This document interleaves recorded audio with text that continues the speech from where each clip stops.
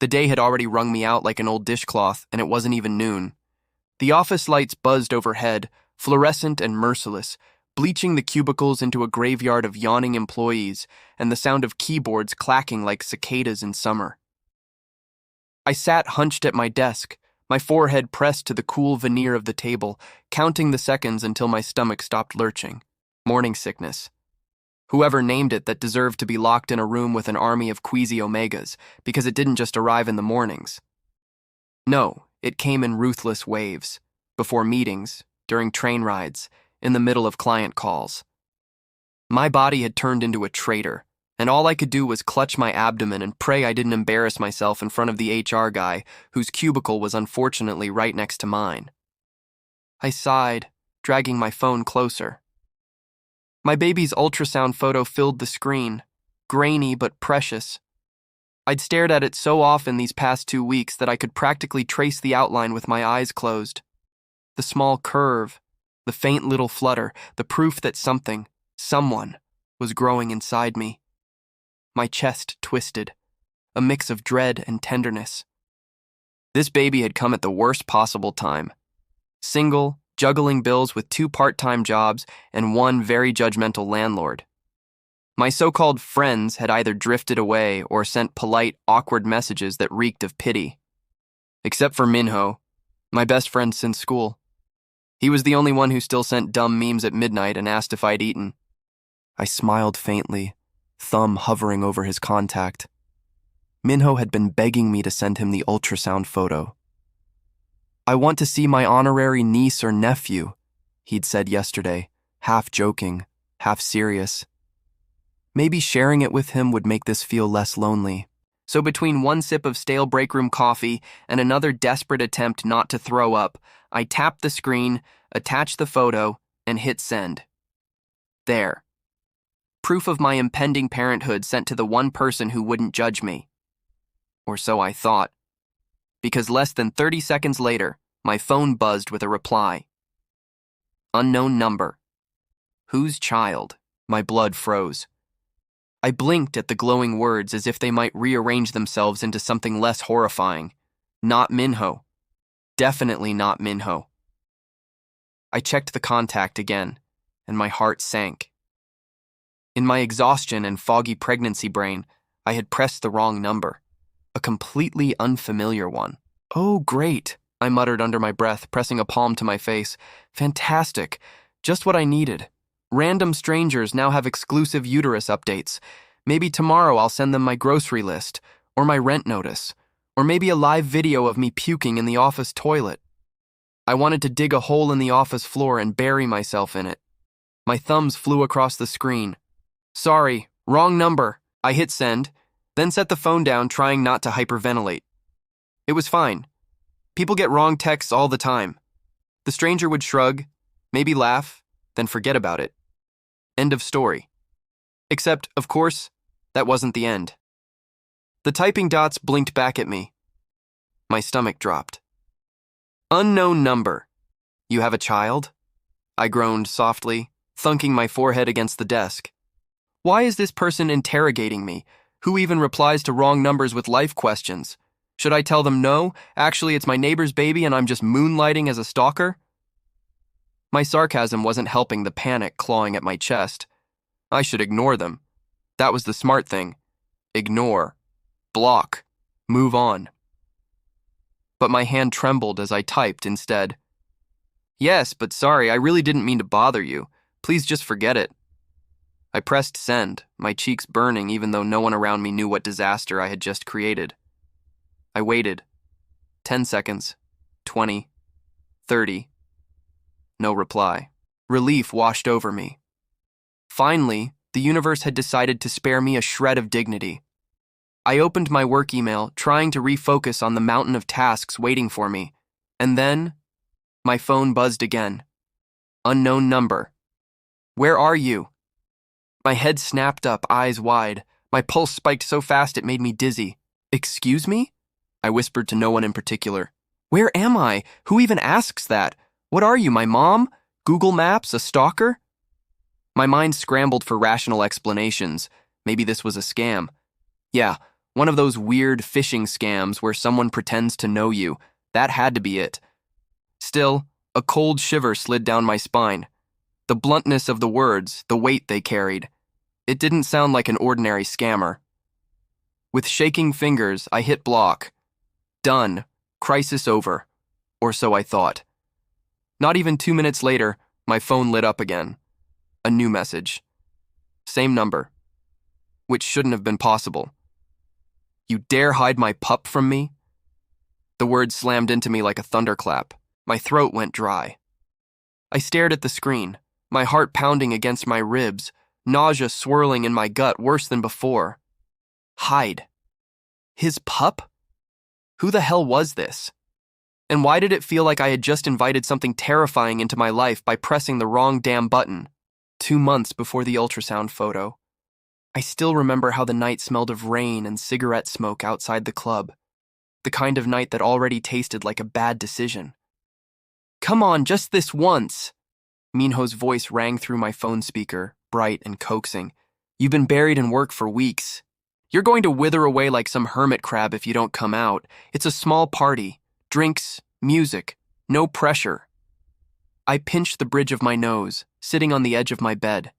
My tiny apartment felt even smaller tonight, the walls closing in with unpaid bills and silence. The last thing I wanted was to go drink with a bunch of loud people pretending they weren't all half broke and half lonely. I don't know, Minho, I said. I'm tired, and I have work in the morning. You always have work in the morning, he shot back. You're going to forget what fun feels like. Just show up, okay? Please, we all miss you. I hesitated. My chest felt heavy with exhaustion and, if I was honest, loneliness. Maybe one night wouldn't kill me. Maybe it would remind me that I was still young, still alive, not just a ghost paying rent. Oh, fine, I said finally, running a hand through my hair. But only for an hour. Minho whooped. Knew you'd say yes. I'll text you the address. Half an hour later, I was standing outside a neon-lit building in the city center, the bass from inside thumping through the sidewalk like a heartbeat. The rain had slicked the pavement, reflecting the colored lights in streaks of pink and blue. Inside, the air was warm and electric. Music thudded from hidden speakers, a mix of laughter and clinking glasses filling the crowded space. Minho waved from a booth, already surrounded by familiar faces from college. You made it, he grinned, pulling me into a quick hug. I said 1 hour, I warned, but a small smile tugged at my lips despite myself. He shoved a drink into my hand, something sweet and sharp. Relax, just one drink. I told myself it would just be one. One drink turned into two. 2 into 3. By the time the DJ changed tracks, my head felt pleasantly light, the edges of my worries blurred. I laughed at Minho's bad jokes, swaying to the music without realizing it. It had been so long since I'd felt anything close to carefree, but then, somewhere between the third drink and a trip to the bathroom, something shifted inside me. Heat. A sudden low burn curling up from my belly, spreading like wildfire. My breath hitched. No, not here. Not now. I stumbled into the bathroom, gripping the sink so hard my knuckles whitened. My reflection in the cracked mirror stared back at me, flushed cheeks, pupils blown wide, a sheen of sweat across my forehead. Shit, I whispered. No, no, no. My heat cycle wasn't supposed to come for another week. I always kept suppressants for emergencies, but I hadn't brought any tonight. Stupid, stupid. I splashed cold water on my face, trying to steady my breathing. The scent of my own pheromones was already leaking into the air, sharp and sweet, impossible to hide. Outside the door, the bass line thudded, but it was another sound that caught my attention. A faint, low growl, like an animal catching a scent. My heart stopped. The bathroom door swung open, and a man stepped inside. Tall, broad shoulders, dark hair damp from the rain, eyes like coals under heavy lashes. His scent hit me first, raw pine and something darker, spiced and electric. An alpha, and not just any alpha, one in rut. Backed up until the sink pressed into my spine. Wait! He inhaled sharply, his nostrils flaring, gaze locking onto me. His voice came out low, rough, like gravel. Omega. My body trembled. The scent of his rut filled the small space, overwhelming every rational thought. My instincts screamed at me to run, but my knees were already weak, my pulse skittering out of control.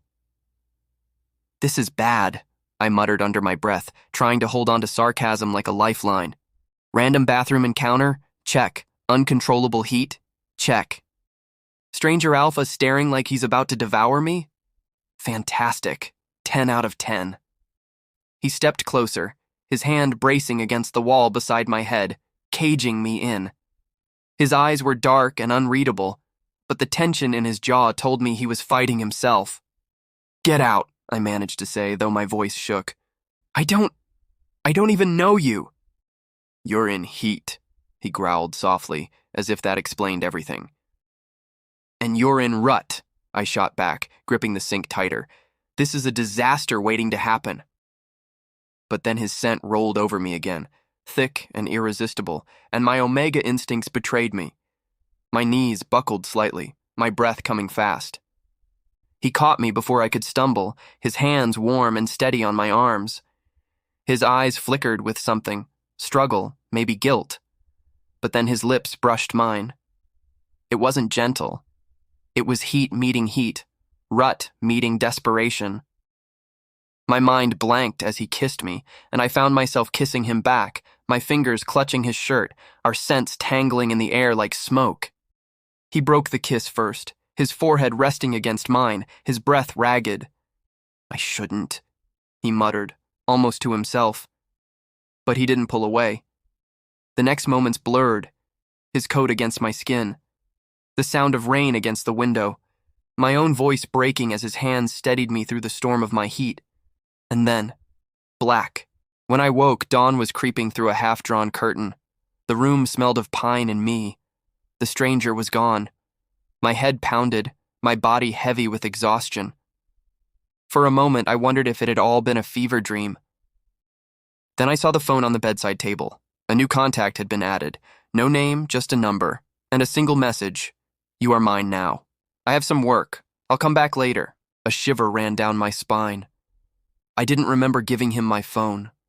I didn't remember his name. I stared at the message until the screen went dark, my heart hammering. "What the hell?" I whispered. I didn't delete the number. Maybe because I was too shocked. Maybe because a part of me already knew this wasn't over. The hospital waiting room smelled faintly of disinfectant and overbrewed coffee, the kind that had probably been sitting in the vending machine since last year. I sat stiffly on the plastic chair, cradling my phone in one hand and the manila folder with my medical reports in the other. Another morning sickness episode had nearly flattened me earlier, but I dragged myself here because the doctor said regular checkups were non-negotiable. Apparently, growing a human being meant no slacking off, even when all I wanted was to curl up in bed and eat crackers until my stomach stopped plotting my murder. I scrolled absent-mindedly through my messages. Minho had texted me something dumb about a new ramen shop. My boss had sent a reminder about my shift tomorrow. My mother had sent her usual eat more soup message with a soup emoji. And then there was that number. The one I'd blocked, unblocked, then blocked again. "You dare hide my pup from me?" The words glared at me from the screen like a curse. I hadn't told anyone about it, not even Minho about wrong message.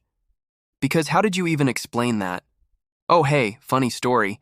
I accidentally texted my fetus to a stranger who now thinks I am hiding his pup.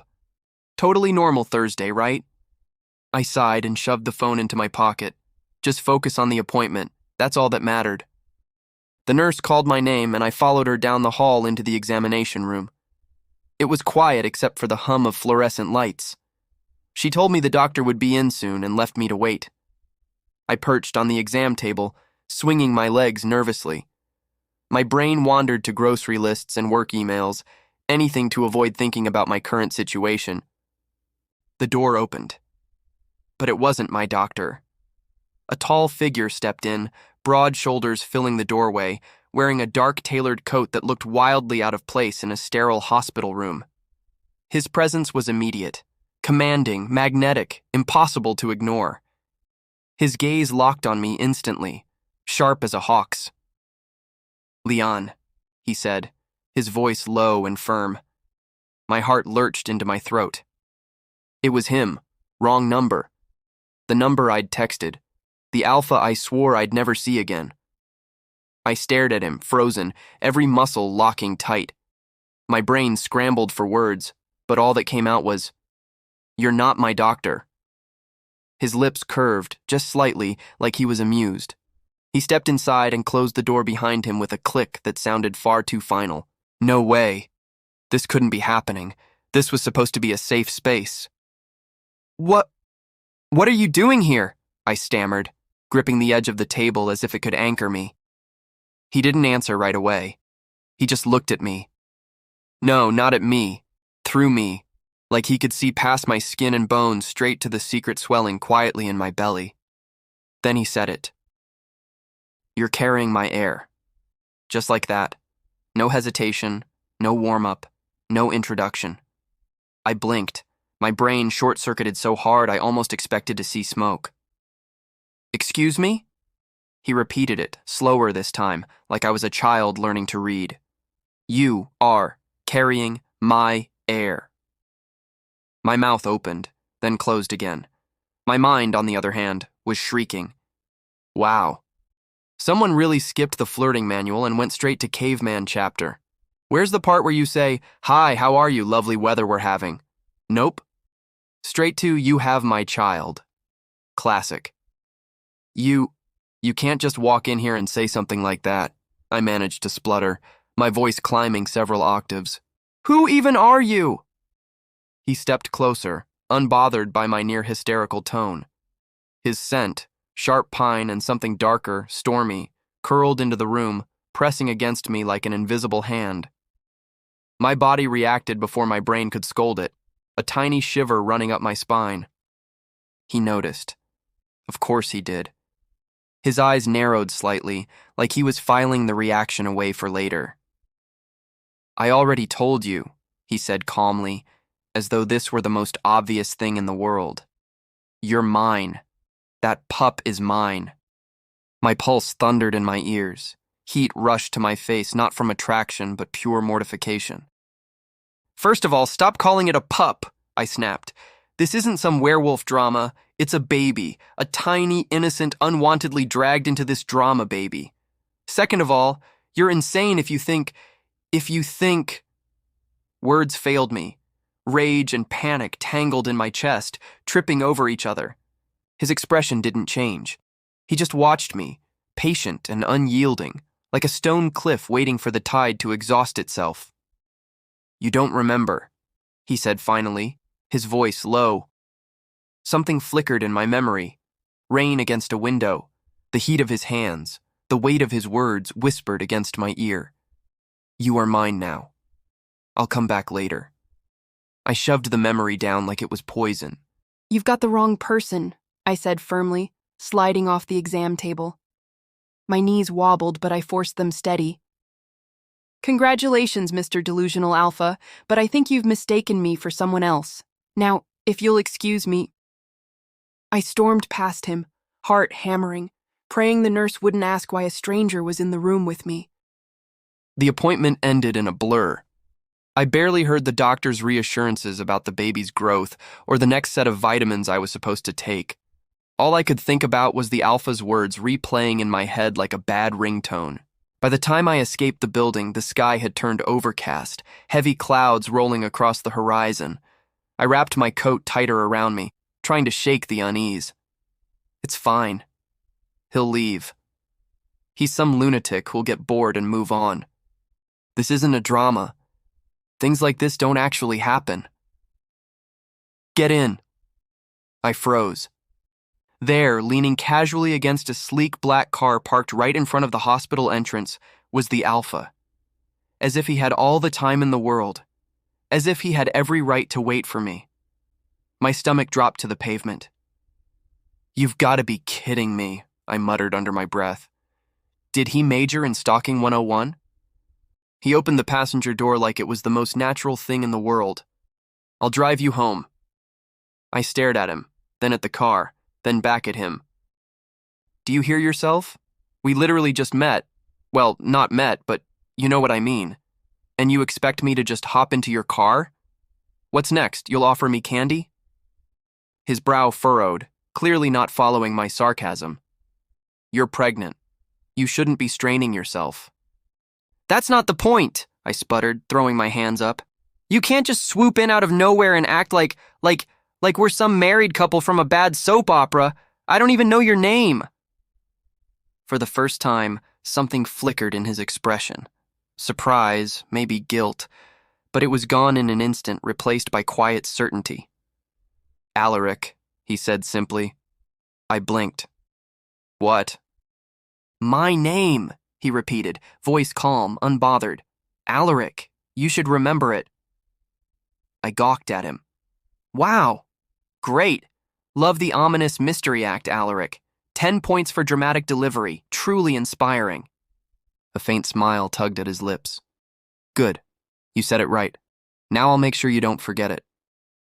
People passing by were starting to glance at us, and my cheeks burned. The last thing I needed was to become the starring role in some gossip chain about the pregnant Omega fighting with a tall, handsome Alpha outside the hospital. I turned sharply on my heel and marched toward the bus stop. But my chest still felt tight.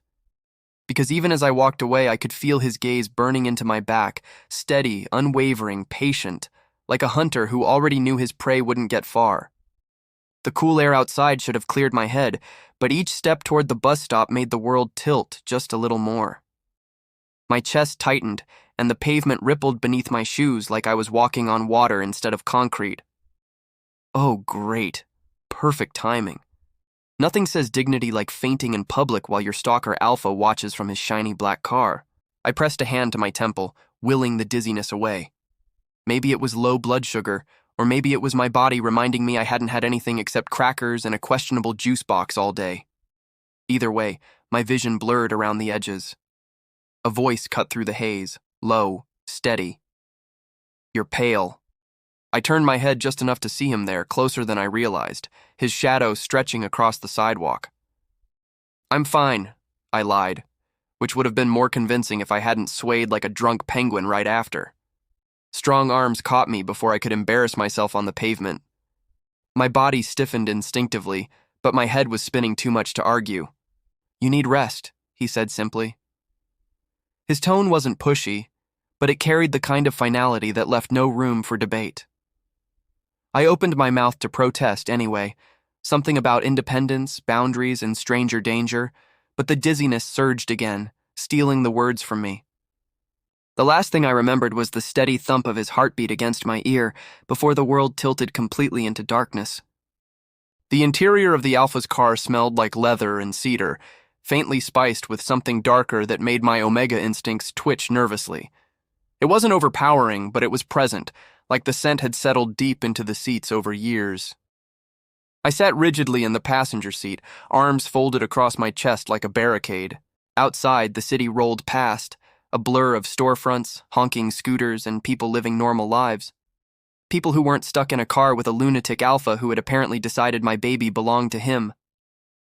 I can't believe I let you drive me, I muttered under my breath. You didn't let me. You fainted at the curb, he corrected coolly, eyes on the road. I wasn't going to let you risk your health. I didn't faint. I momentarily lost balance. While clutching your stomach, he added without looking at me. I scowled at the dashboard. This doesn't mean anything. You're not my anything. His hands tightened fractionally on the steering wheel, but his tone stayed level. You belong to me. You're carrying my air. I groaned so loudly the couple crossing the street actually looked over at us. For the last time, this baby isn't yours. Do you have any idea how biology even works? Yes. He flicked me a side glance. Which is why we'll do a test. What? A test. DNA. That will settle everything. I almost choked on air. You're insane. I'm not letting some stranger poke at my baby. No one will poke at your baby, he cut in, voice smooth but unyielding. It's a safe procedure. You'll be fine. The pup will be fine. Stop calling it a pup, I snapped. You sound like a weird cult leader. Silence stretched between us, filled only by the soft hum of the engine and my increasingly loud heartbeat. Great. This is my life now, being lectured about DNA tests by a walking cologne ad with muscles. He pulled into a pharmacy parking lot without warning. Before I could protest, he was out of the car, striding toward the sliding glass doors like a man on a mission. I stayed put for exactly 2 seconds. Then curiosity and the need for prenatal vitamins dragged me after him. The automatic doors whooshed open, and we stepped into the blessedly air-conditioned space. Rows of shelves glinted under fluorescent lights. "What are you doing?" I hissed as he grabbed a basket. "Shopping," he said simply. "For what? You don't even know what—" He reached for a giant bottle of prenatal vitamins and dropped it into the basket. I blinked. "How do you even know what that is?" He ignored me and added a pack of hypoallergenic baby wipes, then formula, then diapers. I stared at the growing pile. "Oh yes, because babies come pre-installed with teeth and need formula right out of the womb," I muttered under my breath. "What's next? A tricycle? Maybe some college applications?" He glanced at me, brow faintly arched. "You're sarcastic when you're nervous." "No, I'm sarcastic when strange men start stockpiling baby goods like it's an apocalypse." He didn't rise to the bait. He just kept moving, efficient and unbothered, as if he'd already mapped the store in his head. By the time we reached the register, the cashier's eyes were flicking between us, clearly spinning her own story. I crossed my arms and stared at the ceiling. The second his card went through, I bolted. The second his card went through, I bolted. Not a graceful movie-style run, more like a frantic shuffle toward the exit with my coat clutched around me like a shield. Okay, just leave. Call a cab. Go home. Block his number again. Pretend this day never happened. "Leon." I ignored him and walked faster, aiming for the edge of the parking lot. Then my feet left the ground. What the— Alaric had scooped me up as easily as if I were a cat. 1 second I was walking, the next I was suspended in his arms, bridal style, with the parking lot spinning below me. Every head within a 10-meter radius turned to stare. "Kill me now," I muttered to the universe. "Or at least let me walk like a human, not a kidnapped potato sack." "Stop struggling," he said calmly. "You'll fall." "I'm not struggling, I'm flailing with dignity." Someone near the entrance actually snorted. The cashier who'd just rung us up pressed a hand to her mouth, clearly enjoying the free drama show. My face went up in flames. "Put me down!" "You're dizzy, it's safer this way." "I'm not dizzy, I'm mortified." His arms didn't so much as tremble. He carried me straight to the car, opened the door with one hand, and deposited me into the passenger seat like I weighed nothing. By the time I recovered enough to speak, he was sliding behind the wheel again. "You can't just pick people up like that," I sputtered, fumbling with my seatbelt. "What do you think I am? Some kind of— His eyes flicked toward me, calm and dark. "Mine," he said simply. I gaped at him. "You're impossible." He started the engine, the quiet rumble filling the tense air. "Buckle up," he said, like nothing had happened. I slammed the buckle into place with a scowl, muttering under my breath. "Buckle up," he says. "Sure. Because seatbelts totally solve being abducted by a handsome caveman alpha." As the car pulled out of the lot, I stared out the window, trying not to think about the warmth of his arms, the steadiness of his heartbeat against my side, or the quiet certainty in his voice when he said mine. I sat in the waiting room, clutching the appointment slip like it was a death warrant instead of a prenatal checkup. The sterile white walls of the clinic reflected the soft hum of air conditioning, and all around me, other expectant parents chatted quietly, flipping through pamphlets or scrolling on their phones. Couples. Always couples. And then there was me, the lone pregnant Omega, whose entire support system was a cracked phone screen, 2 tired co-workers, and a pack of ginger biscuits at the bottom of my bag. I shifted in my seat, glaring at the second chair beside me where a very tall, very composed alpha sat with his legs crossed like he owned the place. Which, knowing him, he probably did. His scent, that faint pine and cedar mixed with something darker, kept brushing against my senses, and I had to bite the inside of my cheek not to let my instincts show. "I still don't know why you're here," I muttered under my breath. He didn't even glance at me. "Because you're carrying my air." I rolled my eyes so hard I swear I saw my brain. Great. And here I thought people waited until the baby was born to start the patriarchal nonsense. "You know," I hissed softly, "most people wait for a DNA test before staking claims like a caveman." "Then do a test," he replied, calm as you please. I wanted to throw my ginger biscuits at his face. Instead, I crossed my arms and stared straight ahead, trying not to think about the heat creeping up my neck. When the nurse called my name, I stood up, but so did he. "It's a medical exam, not a spectator sport." "You're staying here," I said. "I'm coming with you." He tilted his head, looking at me like I just told him the sky was green. "If I'm to be responsible for you and the pup, I attend the appointments." I gritted my teeth. "Fantastic. Can we get matching rings and his t-shirts while we're at it?"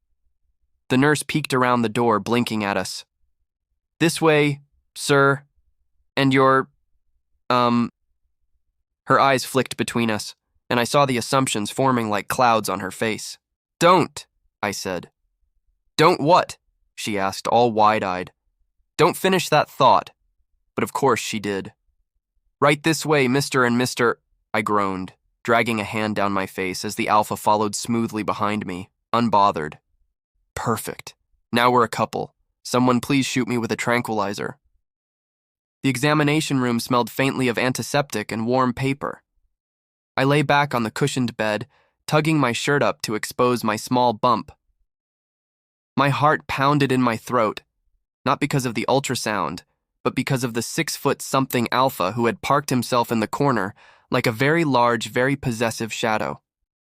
The doctor, a kindly beta woman with silver glasses, rolled the machine closer. "All right, let's take a look at baby today. Dad, would you like to stand closer?" I sat bolt upright. "He's not..." But Alaric was already beside me, towering over the machine like he'd been born to it. His scent filled the room, brushing against my omega instincts again, and I swallowed hard. Fantastic. Next, he'll be breathing down my neck like some Victorian husband during childbirth. The doctor applied cool gel to my stomach, and the probe pressed lightly against my skin. The screen flickered, gray and grainy at first, then resolving into a familiar shape that still made my throat ache every time. My baby. "There we are," the doctor murmured. "Good heartbeat, healthy growth." Alaric leaned forward, his hand braced against the edge of the bed, eyes locked on the monitor like it was the only thing in the world. His usual icy composure cracked, just a little. I pretended not to notice, focusing instead on the tiny flicker on the screen, the rhythmic pulse that was half me and half something else. My chest tightened. Then it happened. A sudden flutter against my skin, soft but undeniable. I gasped. The baby kicked. Alaric's head snapped toward me. "What?" "There," I whispered, pressing a trembling hand to my belly. "Right there." Before I could stop him, his much larger hand covered mine, warm and solid. My breath caught, and for a second, the room shrank to just that. His hand over mine, the baby kicking beneath, and his scent curling around me like a promise I didn't want. His thumb moved slightly, almost unconsciously, brushing my skin. His eyes flicked to mine, and for the first time since this nightmare began, he looked genuinely shaken. I couldn't breathe. Who gave you the right to look like that? Like a man instead of a walking power trip? The doctor cleared her throat gently, clearly sensing the shift in the air. "Strong kick, very healthy pup." I yanked my hand back like I'd been burned, wiping the gel from my stomach with a tissue. My face felt hot. "Well, that's enough bonding time for today." But he didn't move. His gaze stayed on me, unreadable, I swung my legs over the side of the bed, eager to escape, but the doctor was still typing notes. Everything looks excellent. Keep taking your prenatal vitamins. Avoid stress. Her eyes flicked to Alaric. And you've got a very attentive partner, I see. I'm not, I started, but his voice cut smoothly over mine, low and unshakable. He's mine. I froze. The doctor blinked. Excuse me? Both of them are mine, he said, still looking at me. Not the screen, not the doctor. Me. My heart slammed against my ribs. Heat shot up my neck to my ears. I opened my mouth. Something, anything, a sarcastic remark. But all that came out was a strangled sound. Who gave you the right to sound that hot when you're this annoying? The doctor, to my horror, smiled faintly. Well, congratulations. I'm not... I tried again, but my voice cracked. Alaric didn't even blink. Schedule the next appointment for both of us, he told the doctor, his tone brooking no argument. Yes, of course, she murmured, scribbling in her notes. I slid off the bed, grabbing my bag like a lifeline. You're insane. Am I? He asked mildly. Yes, you can't just declare things like that in public. I didn't declare it in public. I stated it to the doctor responsible for my pup's health. I threw up my hands. You are impossible. You are... He tilted his head, that faint, dangerous curve tugging at his mouth. And yet, you let me stay. I didn't let you... You didn't stop me, he said simply. My pulse jumped. Stop twisting my words. He stepped closer, scent pressing against me again. Then stopped pretending. For a heartbeat, neither of us moved. My body trembled, but not entirely from fear. He looked at me like he could see through every wall I'd built, and that scared me more than his claims. I broke the moment first, shoving past him toward the door. We're leaving. Gladly, he said, falling into step behind me like a shadow. Outside the clinic, the world was still turning. Cars honked, people chattered, and my heart felt like it was trying to escape my ribcage. He walked beside me without a word, his presence heavy but steady, like a storm cloud that refused to move on. When we reached the car, he opened the passenger door with an infuriatingly polite gesture. Get in. I can walk. You're pale. I'm fine.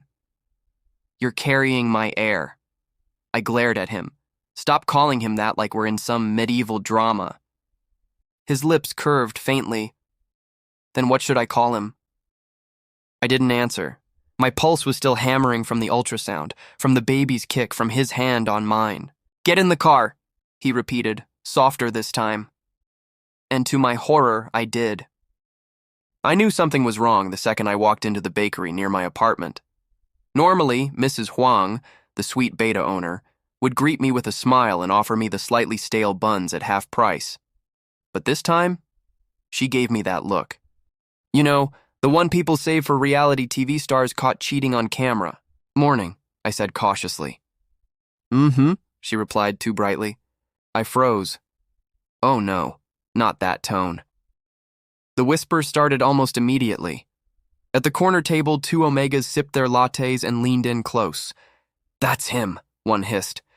The one who trapped him, the other gasped, eyes darting toward me. I stiffened. Trapped? Excuse me?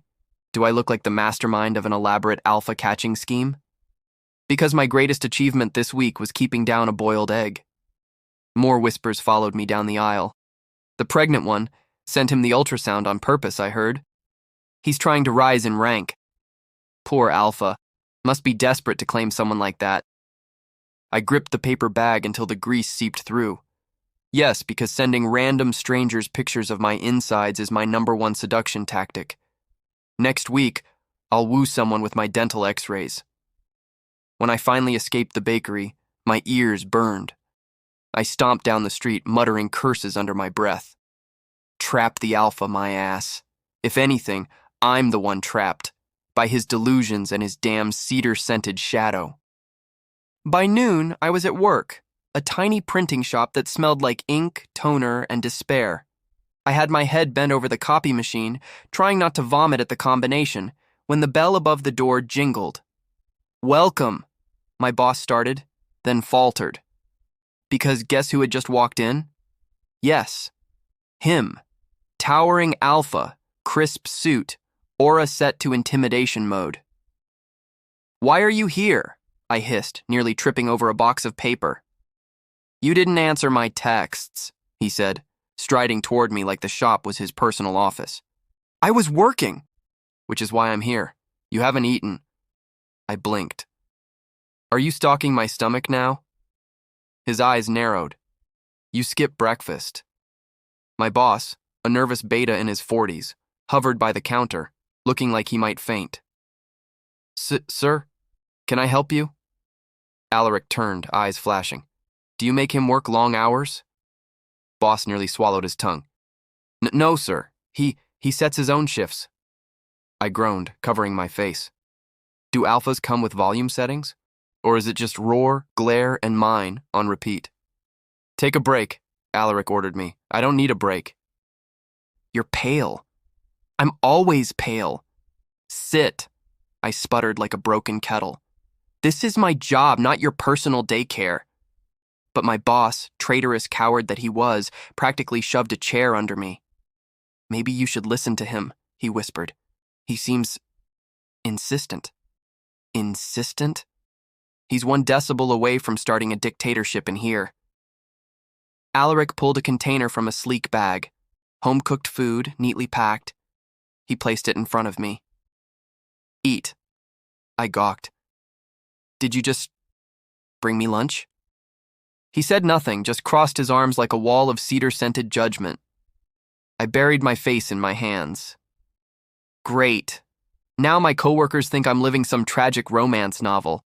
Next, they'll expect me to show up with matching rings and a stroller. By the time my shift ended, I thought the day couldn't get worse. Spoiler, it did. I stepped out of the shop, ready to breathe fresh air and maybe buy myself a dignity-restoring pastry when I saw them. Pack members, 3 of them, standing across the street, whispering and pointing. One even held up a phone. My stomach dropped. Word had spread. And apparently, nothing spreads faster than gossip about an omega and an alpha with a scandal attached. I quickened my pace, but the whispers followed like a swarm of bees. There he is. The pregnant one. He trapped him. I felt my skin crawl. Heat burned in my chest. Anger, humiliation, fear all tangled up. And then Alaric was there, stepping between me and them like a wall. His eyes swept the crowd, sharp and cold. "You have something to say?" The street went silent. People froze under his glare. The air itself seemed to vibrate with his dominance. I tugged his sleeve. "Stop it. Don't make this worse." But he turned suddenly, grabbed my chin, and before I could register what was happening, he kissed me. In the middle of the street. In front of everyone. His mouth was warm, firm, demanding. My brain short-circuited. My arms flailed like useless noodles. Somewhere in the distance I heard gasps, the snap of a phone camera. And me, I froze, completely. I was asking for peace, not public tongue wrestling. My heart thudded in my ears. My stomach flipped, and my omega instincts shrieked in confused alarm. Heat pooled low in my body, betrayal to every ounce of logic screaming in my head. When he finally pulled back, his eyes locked on mine. "There," he said, voice low, final. "Now they know." I gaped like a fish. "Know what? That you're a lunatic with boundary issues? That you're mine." The crowd scattered quickly, whispers trailing in their wake. My pulse wouldn't calm. My lips tingled. I shoved him hard in the chest. You can't just do that. This isn't some pack drama where you prove ownership with PDA." He didn't move an inch. His eyes softened just slightly. "Then tell me to stop." I opened my mouth, and nothing came out. Because my treacherous body was still humming from the kiss, my baby kicked faintly, and all I could think was, oh no, no, no, don't you dare make me feel anything, you stupid, stubborn alpha. So instead, I turned away, fists clenched, and muttered the only defense I had left. "Buy me dinner before you try that again." His low chuckle followed me all the way home, and damn it, it sounded unfairly good. The walk home after that public disaster was torture. My lips still tingled, my cheeks burned, and I could practically hear the gossip sprinting faster than I could. I wanted to slam my apartment door shut, crawl under my blanket, and erase the memory with 3 gallons of ice cream. But of course, the alpha had other plans. When we reached my building, he stopped. "This place is too exposed." I blinked. "Excuse me?" "Too many eyes," he said, scanning the dim street like a soldier about to declare war on the laundry line swaying from someone's balcony. "They'll talk. They'll bother you. They'll bother our child." I groaned. "You make it sound like the paparazzi are camped outside my front door." His gaze slid down to the mailbox, where 2 neighbors were already pretending not to stare. My stomach dropped. "Oh no." "See?" he murmured. I glared at him. "So what? I'm supposed to just... what? Move?" "Stay with me." I almost choked on my own spit. "What?" "My apartment, it's safer. No prying eyes, no whispers every time you step outside." I crossed my arms. "No way. That's how horror movies start. Pregnant Omega disappears after moving in with suspicious Alpha. News at 10. His jaw flexed. "You fainted yesterday. Today you nearly collapsed from stress. You need stability. You won't get it here." Damn it, why did he have to sound reasonable? I opened my mouth to argue, but the baby chose that moment to give a firm kick, as if siding with him. "Traitor," I muttered at my stomach. He held out his hand. "Come with me." I should have refused. I wanted to refuse. But then Mrs. Lee from the 2nd floor peeked her head out the window, whispering into her phone while staring directly at me. That was the final straw. "Fine," I snapped, jabbing a finger at him. "But this is temporary. Temporary, got it? No alpha dominance speeches. No caveman routines. And definitely no kissing." His lips curved, that infuriating hint of a smile. Understood. 10 minutes later, I was standing in his sleek cedar-scented apartment, glaring at the spotless counters and expensive furniture. "Fantastic," I muttered. I traded nosy neighbors for a 5-star prison. But the truth was, it felt safer than I'd ever admit. The apartment was quiet except for the low hum of the fridge and the occasional car horn outside. I'd been tossing and turning on the couch for nearly an hour, trying to find a position that didn't make my back ache. Pregnancy was glamorous like that: sore hips, swollen ankles, and a craving for ice cream at 2 a.m. Finally, exhaustion started to creep in. My eyelids drooped, and I drifted somewhere between sleep and waking. That's when I heard it. A low murmur, softer than I'd ever heard from him. At first I thought maybe I was dreaming, but then the words became clear. "You'll be strong," Alaric whispered. "Stronger than me. I'll protect you and our mama. You are mine." My eyes snapped open. He was sitting at the edge of the couch, one broad hand resting carefully against my stomach. His head was bowed, shadows softening the harsh lines of his face. "You'll never have to feel alone," he continued, voice raw in a way that made my chest tighten. "Not the way I did. You'll have everything I never thought I could give. Love, safety, family. Because..." He hesitated, and for the first time I heard him falter. Because I always wanted that. But I didn't think I deserved it. Not after what I've done." The words were barely audible, as if he was confessing to the baby, and not the world. I swallowed hard, pressing my cheek into the cushion, pretending to be asleep. But inside, my thoughts spun. He wanted a family? He thinks he doesn't deserve one? This was the same man who'd bulldozed into my workplace, terrified my boss, and kissed me like the hero of a bad romance drama. But here, in the quiet, he sounded human, lonely even. And something in my chest cracked. Just a hairline fracture, but enough for warmth to seep through. I couldn't take it anymore. I rolled over, eyes half open, and squinted at him. Are you seriously giving a TED talk to my stomach at midnight? His head shot up. For once, he looked almost startled. You're awake. Clearly. I tugged the blanket tighter around me. And before you ask, no, I wasn't eavesdropping. You were basically monologuing like a Shakespearean ghost right next to my spleen. Color touched his ears, and he straightened, trying to recover his usual composure. I didn't mean for you to hear. Yeah, well, I didn't mean to hear you admit you're secretly a soft, tragic brooder who wants a family. But here we are. His jaw tightened. I wasn't... Oh no, I interrupted, pressing a hand dramatically to my chest. Don't you dare make me like you, Mr. Brooding Caveman. My survival plan depends on hating you. His lips twitched, and for a moment, I thought he might smile. But instead, he leaned closer, voice lower. Why do you insist on denying what's already there? Because what's there is chaos, I shot back, and gossip, and public kissing disasters. Not exactly the foundation of a healthy family, is it? He didn't flinch. Chaos can settle. Gossip dies. What doesn't die is blood. My blood in you, my child in you. That's not chaos, it's truth. I stared at him, heart pounding.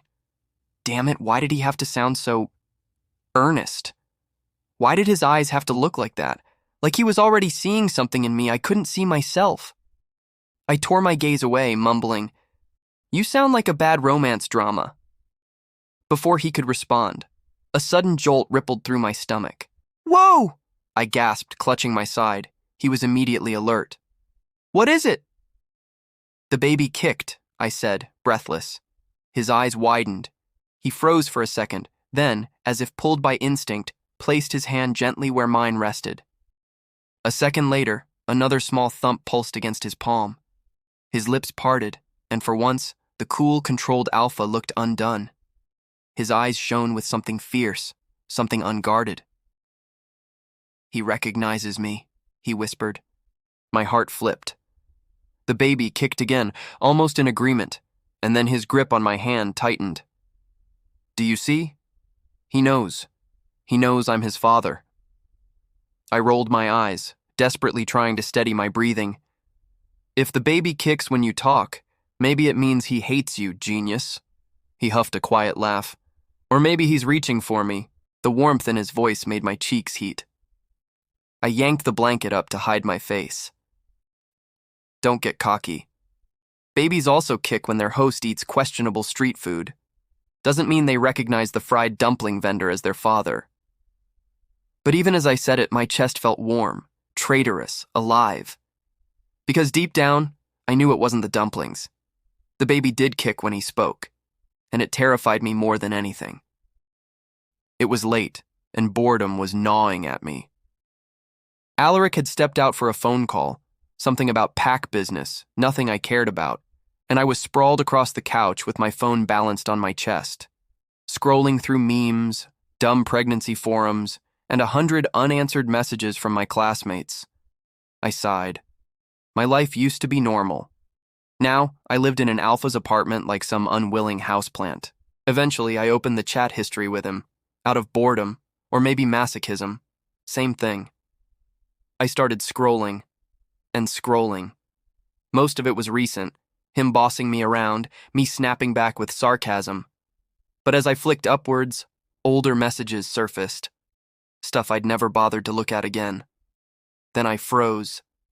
At the very top, before everything else, there it was. A picture of the ultrasound report. My stomach turned, and just above it, a simple message. You are mine. I have some work. I will come back. My blood ran cold. That was the night everything changed. The faceless stranger from that night. The alpha who'd vanished before I woke.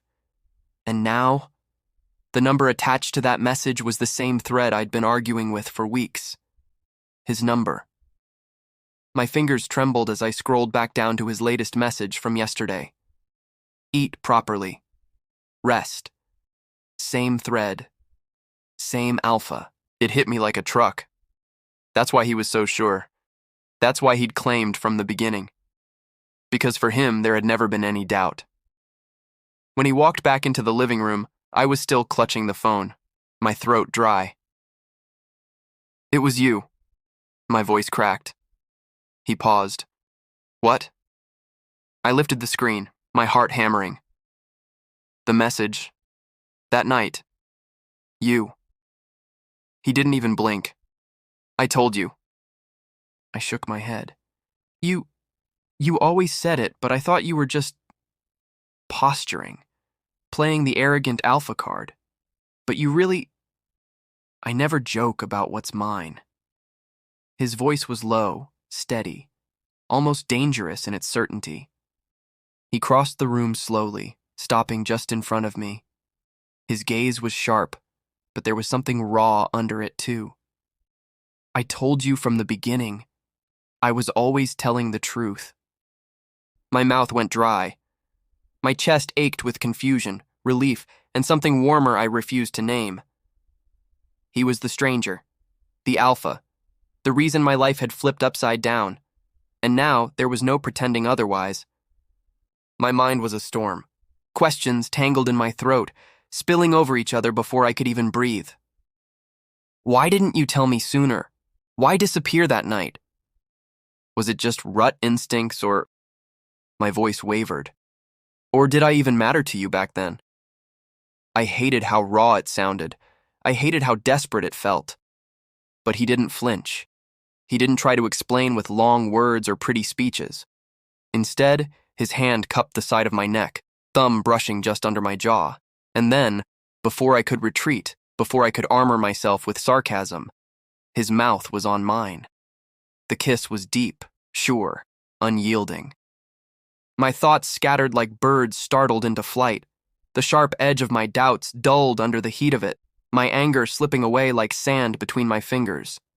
All that remained was the dizzy rush of his scent and the steady weight of his hand anchoring me in place. My heart thundered against my ribs. When he finally pulled back, his lips hovered over mine, breath warm, voice a husky whisper. You matter more than you'll ever understand. From the first moment, from that night, you were already mine. I swallowed hard, my chest tight. Every question I'd wanted to demand had melted on my tongue, every argument burned away. All I could do was stare at him, trembling, my baby shifting faintly inside me like even he agreed. You're infuriating, I whispered, though it came out weak, traitorous. He smirked faintly, but his eyes were dead serious. And you're mine. And just like that, every wall I'd built cracked a little deeper. The hall was buzzing, warm with the hum of conversations and the sharp scent of too many alphas in one place. My stomach twisted, not from the pregnancy this time, but from the knowledge that I had absolutely no business being here. Remind me again why I'm dressed like a reluctant wedding guest, I muttered, tugging at the collar of the crisp shirt he practically shoved me into before dragging me out the door. Because you belong here, he said simply, his hand pressed firmly against the small of my back as if daring me to bolt.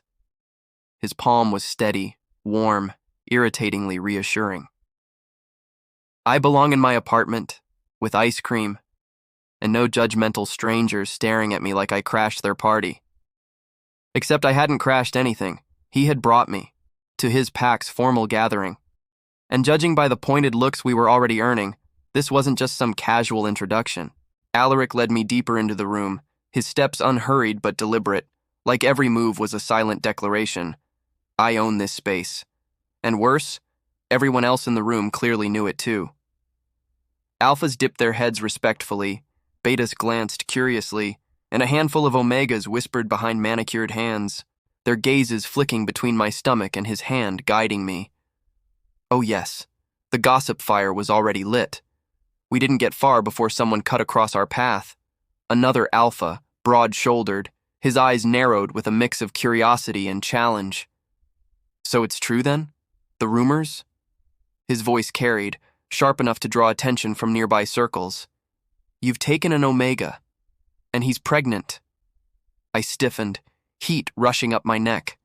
I wanted to correct him, shout that it wasn't like that, but my alpha beat me to it.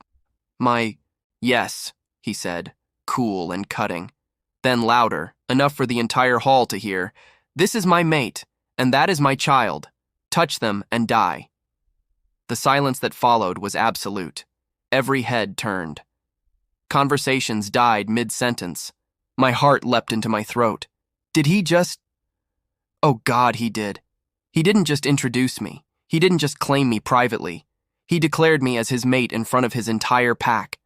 My ears buzzed with the weight of his words. The alpha who had barged into my life, who bought diapers like they were bouquet flowers, who drove me insane with his certainty, had just told an entire room that I belonged to him. And the worst part? No one looked surprised. The rest of the evening was a blur of polite greetings and probing stares, the kind that made me want to shrink into the floor. Every smile directed at me felt loaded, every question double-edged. I spent half the time glaring at Alaric beside me, silently plotting his murder. But the man was infuriatingly calm, answering questions with sharp brevity, keeping me close enough that no one dared step too near. When we finally found a quieter corner, I spun on him, hissing under my breath. "What the hell was that?" What was what? He tilted his head, utterly unbothered, as if he hadn't just broadcasted my entire personal life to 100 pack members. "That little public execution of my social life. This is my mate, that's my child, touch them and die, do you hear yourself? Who does that?" "An alpha," he said without hesitation. "You're alpha." I sputtered, face burning. "I am not..." But before I could finish, a sudden kick jolted through my stomach. I froze. Then another. Stronger. Alaric's eyes flicked downward, his expression softening instantly. His large hand, already resting lightly against my side, pressed just enough to feel it. The baby kicked again. I could have cried. Not because it hurt, but because the timing was so traitorous I wanted to scream. "Oh no," I muttered, clutching my bump. "Don't you dare take his side. Don't you dare." Alaric's lips curved into the faintest, most infuriatingly smug smile. "See? Even our child agrees with me." "Our child?" I hissed. "He doesn't even know you. He just kicks when you annoy him." "He kicks because he knows I'm here," he countered smoothly, brushing his thumb in a gentle circle against the spot. His voice dropped low, rough in a way that curled heat through my chest. "Because he knows I'll protect you both." The baby kicked again, harder this time. I was done for, absolutely betrayed, outnumbered in my own body. I looked away, trying to hide the burn in my cheeks. Unbelievable. First you steamroll my dignity, now you recruit my baby. His quiet chuckle ghosted against my ear. Maybe he just knows what you won't admit yet. I wanted to punch him, or kiss him, or both. By the time we left the gathering, I was ready to disappear under a blanket and never resurface. Alaric walked beside me in silence, his hand brushing against mine just enough to remind me he was there. At his apartment, I slipped into the kitchen instead of sulking on the couch. My nerves had nowhere to go, and before I knew it, I was whisking eggs and sugar, measuring flour, trying not to think about how insane it was to be stress baking in a stranger alpha-S home. When the cake was finally done, I set it on the table between us. My heart thudded.